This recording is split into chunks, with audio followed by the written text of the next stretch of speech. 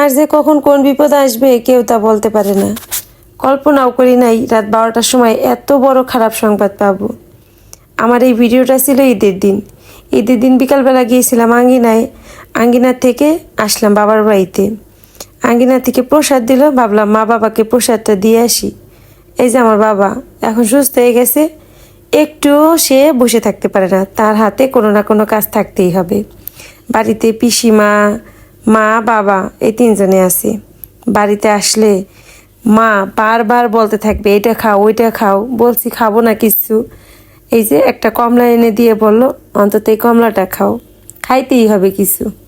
তো কমলাটা খেতে খেতে মা বাবার সাথে গল্প গুজব করে তারপরে আসলাম বাসায় এসে ঘরের সব কাজগুলো শেষ করে রাত 12টা বাজে মাত্রই আমি বিছানায় যেয়ে শুইছি। এর মধ্যে শব্দ পাইলাম আমার বড় ছেলের ফোনটা বাজলো। আমার বড় ছেলে ফোন রিসিভ করলো, আমি পাশের রুম থেকে সবই শুনতেছিলাম। ফোনটা রিসিভ করা মাত্রই আমার ছোট বোন হাউমাউ করে চিৎকার করে কান্না করতে করতে বলল, শুভ আমার শ্বশুর মারা গেছে, মেডিকেলে নিয়ে আসছিলাম, তোমরা সবাই আসো। এই কথাটা শুনে পাশের রুম থেকে আমি নিজের কানকেই বিশ্বাস করতে পারতেছিলাম না। আমি দৌড়ায় সামনের রুমে এসে আমার ছেলেকে জিজ্ঞাসা করলাম কী হয়েছে। আমার ছেলে বলে, মা বিথি মাসির শ্বশুর মারা গেছে। মাথায় যেন বাস পড়লো, কি করবো ওই রাতে। আমার মেজো বোন আর মেজো বোনের বরকে প্রায় 20 মিনিট ফোন দিলাম, দুইজনের একজনও ফোন ধরে না। ওরা এমন ঘুমাইছে। রাত তখন 1টা বাজে, ওরা ফোন ধরলো। তারপরে আমরা সিদ্ধান্ত নিলাম ওই রাতের বেলায় যাব। কিন্তু আমার বড় ছেলে বলে, মা এত রাতে যাব, রাস্তাঘাট একদম ফাঁকা, একটা দুর্ঘটনা হইতে পারে, এখন থাক, এত রাতে যাব না, আমরা ভোরবেলা যাব। এখন দাদু দিদাকেও কিছু বলার দরকার নাই, দুইজনে ঘুমাই আছে, থাক। তারপরে কোনো রকমে রাতটা পার করলাম।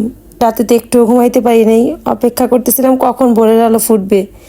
তারপরে ভোরবেলা আমি আসলাম সোজা বাবার বাড়িতে আমার মাকে নিয়ে যাব। বাড়িতে এসে মাকেও কিছু বলি নাই, বাবাকেও কিছু বলি নাই।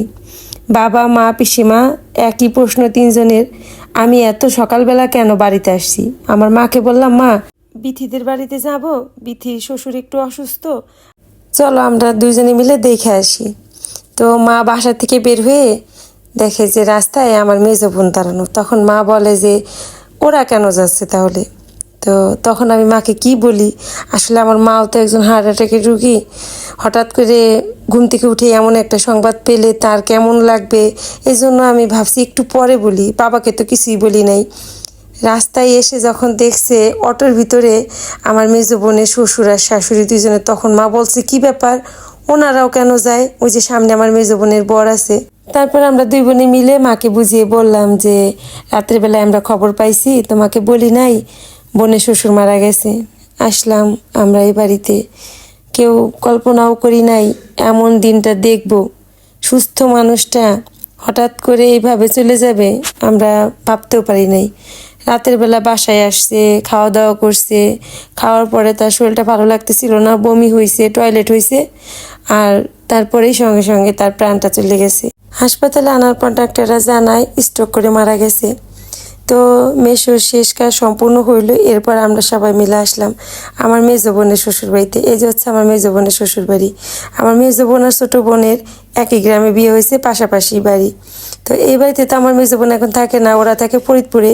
এই বাড়িতে আমার মেজো বোনের বড় ননাস থাকে। তো দিদিদের বাসায় আসলাম, আমরা সবাই স্নান করলাম। আমাদের যত আত্মীয় স্বজনরা আসছিল সবার জন্য দিদি রান্না করছে, আমরা সবাই এই বাড়িতেই খাওয়া দাওয়া করছি। এই যে হচ্ছে আমার মেজো বোনের বড় ননাস। মনটা এত খারাপ ছিল, খাবার খাওয়ার মতো কোনো ইচ্ছাই ছিল না। আমার মেজো বোন, সেজো বোন আর হচ্ছে এই যে যার শ্বশুর মারা গেছে, এই 3 বোন, ওরা সবাই মিলে ওই দিন বিকালবেলা হচ্ছে কক্সবাজার যাবে, সব কিছু রেডি। হঠাৎ এমন দুর্ঘটনা ঘটে গেল, কল্পনাও করি নাই এমন একটা দিন আসবে। আমার সেজো বোন ওই দিন ঢাকা থেকে চলে আসছে। ওই দিন যাওয়ার কথা ছিল সবার আনন্দ করে কক্সবাজার। তারপরে দেখেন কি একটা ঘটনা। আসলে কখন যে কি ঘটবে আমরা কেউ তা বলতে পারি না। বিপদ যেন পিছন ছাড়তে চায় না। কয়দিন আগে বাবা অসুস্থ ছিল, ভগবানের কৃপায় এখন সে ভালো আছে। আর মেশো সুস্থ মানুষ, আমাদেরকে কাঁদিয়ে চলে গেল না ফেরার দেশে।